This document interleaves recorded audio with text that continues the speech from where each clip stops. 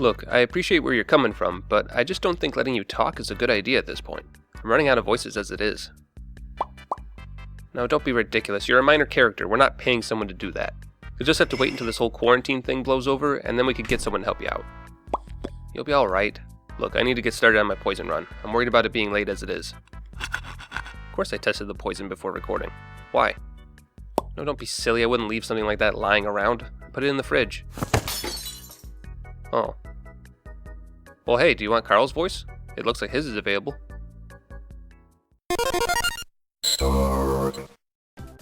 Before I get ahead of myself, I just wanted to say thank you to everyone who's joined me on this journey so far. We've officially crossed the 200 sub mark, and I'm just as speechless as always. I've got a couple ideas floating around for what we can do when we reach the 500 sub mark, but I think we've got a little time before we reach that point, so I'll let those cook a little bit longer.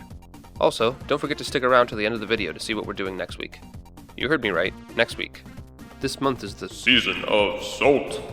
No brakes on this runaway train. Anyway, poison.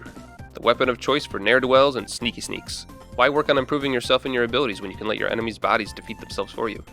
I've never really used it before, if I'm being honest, as I prefer a bit more of a heavy-handed approach myself. Alright, let me just get in here and do... But today we're going to figure out, can you beat Salt and Sanctuary with poison only? I feel like that needs a little clarification, so let's jump right into the rules. First, we can only use naturally poisonous weapons, poison spells, or poison consumables to deal damage. It's important to note that this does not mean that you can use a poison buff on a regular weapon and then wreck shop. If it didn't have poison before you buffed it, it can't be used. Second, all other equipment such as armors, charms, and rings are allowed. And third, no cheating or exploits. We're going to play this fair. Or as fair as you can while also implementing poison. So what exactly are we using here? Well, to keep things simple, here's a list of all the poison-based weapons in the game. Any and all of these are allowed on this run, and almost every weapon type is present in one form or another, so pick your favorite type and have at it. I'll be going with the Pestclaw Dagger myself. I love the moveset, and I feel like having a quick attack speed will help us apply the poison status faster. More on that later. We're also allowed to use a few consumables to supplement our weapon, so we'll be taking these along for the ride as well. As for armors, there's nothing really to aim for, just pick whatever looks good or complements your build and you'll be fine. For rings, we'll be using our usual mishmash, but for charms, there's two in particular we need to focus on. The Vile Charm and the Mireheart Charm. The Vile Charm just adds 10% more poison damage to your weapon and increases how quickly the poison status procs. Good stuff. The Mireheart is a bit more complicated. It does 20% more poison damage instead of 10, and also increases how quickly you proc your poison. But there's the added catch that the charm deals poison status to you as well. So unless your build is focused on high poison resistance, you'll accidentally poison yourself at the same time as your enemies. Risk versus reward, I guess. For simplicity's sake, and because I feel confident in our poisoning ability already, we're going to use the Vile Charm. Lastly, incantations. There's two. Venomous Blade and Poison Gas. Venomous Blade adds more poison damage to your weapon, and will increase this damage based on how much magic you have. Here's the math in case you care. Poison Gas, on the other hand, just applies the poison status. Basically, if any enemy or object spends any amount of time in the cloud, it gets poisoned. In fact, the poison buildup from this incantation is so fast it can ignore immunity to poison, letting you do some pretty silly stuff like poisoning a trap, or a rope, or your least favorite NPC. It's worth noting that there are different levels of poison damage, with Poison Gas having some of the weakest and Wraith Fangs having some of the highest. But the good thing is that you can mix and match them, and to great effect. But we'll talk about that when we get to it. So before I dive in, how does poison work? Well, it's simple really. Everything in Salt and Sanctuary has resistance. Some of it's high, some of it's low. When you attack something with poison, a little bar starts to fill up for that entity, with it filling faster or slower depending on their resistance. When that entity's bar overflows, they gain the poison status. At this point, they start to take damage over a 20-second period. But the odd thing about this is that if you apply more poison at this point, the 20-second period doesn't increase, but the damage does. This means that once you've procced the poison status, it's actually in your best interest to remain offensive, which is different than most poison playstyles in other games. This is why I chose the dagger as my weapon of choice. I can remain offensive and apply the status at a rapid rate, which means that those 20-second bursts of poison damage are going to be hefty. I'm looking forward to that. But you didn't come here for math, you came here to watch health bars deplete with slow, deadly certainty. So without further ado, let's get started. First and most important, we have to make our character. I think I named myself Nightshade because some of them are considered poisonous, and then tried to make him look like a tomato. That didn't really work though, so I just made him look creepy and moved on. Oh, you didn't know? Tomatoes are a nightshade. Yeah, try to look at salsa the same way again. First things first, I run around the Festering Banquet collecting salt bags, and then level myself up to Tier 2 incantations. Next, I sprint through the Watching Woods and join up with the Stone Roots, summoning a mage as I arrive. With all the weapons and armors I picked up along the way, I'm able to shell out the 2,500 gold necessary to buy poison gas no problem. Let's see what we're working with here. Well, it certainly works. At this point, this is all the poison damage I can do until I get a poison weapon, so we're forced to just apply poison and keep away. Considering this is the early game though, that's easy enough. We use our levels to collect ourselves a mana pot so I can reapply Poison Fog repeatedly, then go after the queen. Same plan, same results. At the alchemist though, things get weird. I poison him, but then he poisons me back. Then I died. Then he died. And I got his salt? But when I go up to collect his key, he's still there. I'm not quite sure what happened here. Is this real? Am I real? The same thing happens with the Cyclops. I guess I can officially put that in the wiki then, eh? I will admit, this whole non-aggressive keep-away game feels really off to me. I keep having to remind myself to be less aggressive instead of more. Anyway, while I slowly caress the Jester to sleep, let's figure out how to get my weapon of choice.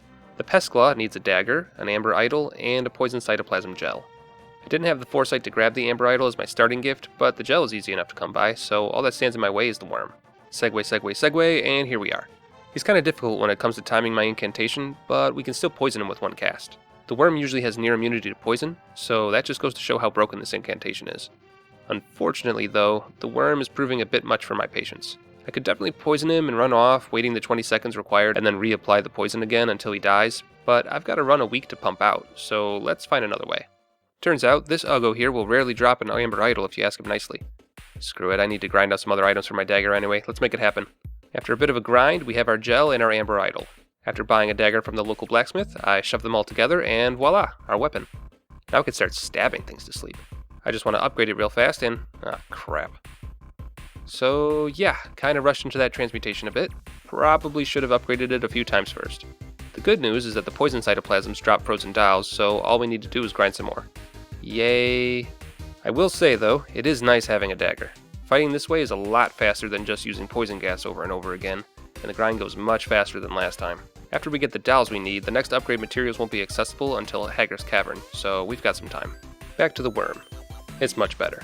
The dagger moveset is a nice change of pace, and I love that my short range isn't a problem. This is due to the fact that the worm will continue to take damage even when I'm not laying into him. This poison thing could be a real game changer for me. Moving along, we join up with the House of Splint. You know what? No, let's not.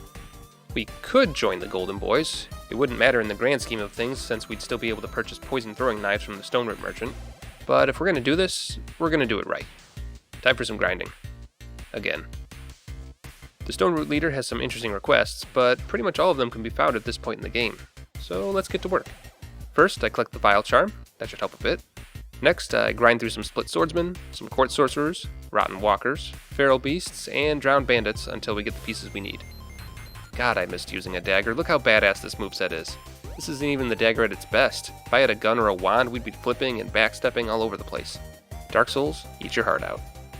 Eventually, with all the collected items in hand, we donate our wares to the Stone Leader and get ourselves 100 Wraith Fangs and 1 Mossy Pest Mud. Now that's a poison build. Alright, I'm ready. Let's go kick some trees. Man, what a fight. Between throwing knives at all the individual hanged men and then somehow poisoning the tree itself, this fight really emphasized the potential this build has to offer. It's pretty awesome stuff once you get it going. Entering Hager's Cavern, we head straight to the Frozen Lockets so we can upgrade our... Oh, come on! Well, guess we're pushing forward with a +2 weapon. We'll be fine. Onto the Husk. Everything in this stupid cavern is resistant to poison. Look at this, I've hit him with at least 6 Wraith Fangs and he's still not buying it. Guess it's back to Poison Fog. Alright, that worked, but now we need to stay alive. Eventually, we get a good run. This is definitely one of those builds that's going to be making my brain tingle. When I lock in, I feel like I'm fluidly moving between dagger attacks, dodging, throwing daggers, and kickflips. What a way to play. Well, let's ride this high to the stench. Once we beat this area, we should be free and clear of any areas that resist poison. I think. It actually isn't too bad. The minions tend to get in the way of my Wraith Fangs, but we have so many that there's nothing to really fuss about when we accidentally poison a few drifting heads. Once we proc the status, it's just a matter of waiting out the countdown. Onto the Inquisitor. He's a pushover. The Lamb fares better, but is still no match for our overwhelming damage over time. Regardless of whether I apply poison at range or at melee distance, it doesn't even matter. The Dried King, however, is a completely different story. He He resists poison damage, and is resistant to my mainly slashing dagger, which, by the way, is still at +2. We can use the poison fog strategy here, but it's not doing as much damage as I'd like. Between the lower damage over time and my dagger not being upgraded as it should, once again the Dried King proves to be a stumbling block. He goes down eventually, but not without a fight. GG, my guy. With all of this in mind, we head back to Haggard's to collect those frozen lockets, then head on through the pitchwoods from above to snag some frozen reliquaries as well. While I'm here, I might as well beat Karstraw. Lord knows using a fully upgraded dagger on him would just be overkill. We upgrade our dagger to +6, then head for the prince. He's easy enough. The hit him from range until he dies strategy we used in the past works semi-well, though we're better off just staying close and continuing to stack poison with our dagger. My throwing arm is just a tad too short for that strategy to work properly. The coveted is also easy, with it taking significant poison damage over time. It's just a matter of avoiding the ghosts. Ow. Cran time. Let's see how he... Wait, where's my poison gear? Oh no. The Golden Boys. How could you do this to me? It hurts me to do this, but for the good of the run, you must be purged. I'm sorry, brothers. We'll meet again in the next life. With proper gear in hand, Cran goes down easily. Look at that damage. Maul goes like you'd think. Poison really shows its true value in fights like this. Even if I screw up, I'm still doing damage. I take my lumps, get out to heal, and turn around just in time to see her die on her own. Nice. Witch time. Almost there. This build is just as good against her. All that time when I'd normally be panicking and watching her animations trying to find the perfect moment to get a hit in, and here I am, just focusing on dodging while she dies on her own time. These two over here aren't even worth talking about. Sucks to suck. The Forgotten King, and friends, are also pretty uneventful. The judge feels like he resists poison damage a bit better than the others, but it's nothing special. I can literally stand still while they die around me. And I do. I'd comment on the Scourge fight, but it took less than 45 seconds. So yeah, moving on to the Nameless God. He's less disappointing, but still no match for me. The fact that I have a dagger is definitely helping. I'm so used to pounding out the combos that he doesn't have much hope. Add my poison damage on top of that, and his death becomes inevitable. You know, there was something a scarecrow once said to me that I feel is relevant right about now. One day, when it finds itself beaten and broken, gasping for air, choking on its own blood and tears, that will be the day it kneels. And that's it. Can you beat Sultan Sanctuary with a poison-only build? You betcha. What I love about this run is not only how different it was from my usual strategies, but also how versatile it is. I could redo this run several different ways with the other weapons, and it would probably feel a little bit different for each one. Good stuff all around. Thanks to Haley and the crazy old man for suggesting this run. I'm really glad I gave it a whirl. It was a lot of fun. I'll definitely be incorporating poison into my casual builds from this point on for sure. For next week, we'll be doing something a little bit more hardcore. That's right. Next week we're doing a no-death run. Seeing as I'll have to take my time with that one to make sure I don't screw it all up, I'll actually be adding an additional goal to the run as well, counting out every single enemy in the game. Don't look at me like that, someone asked. Now my stupid brain won't let me sleep until I know the answer. Thanks again for watching. If you liked what you saw, hit the button. If you want to see more ridiculous challenge runs, hit the other button. Or be a rebel and hit both. I won't tell if you don't tell.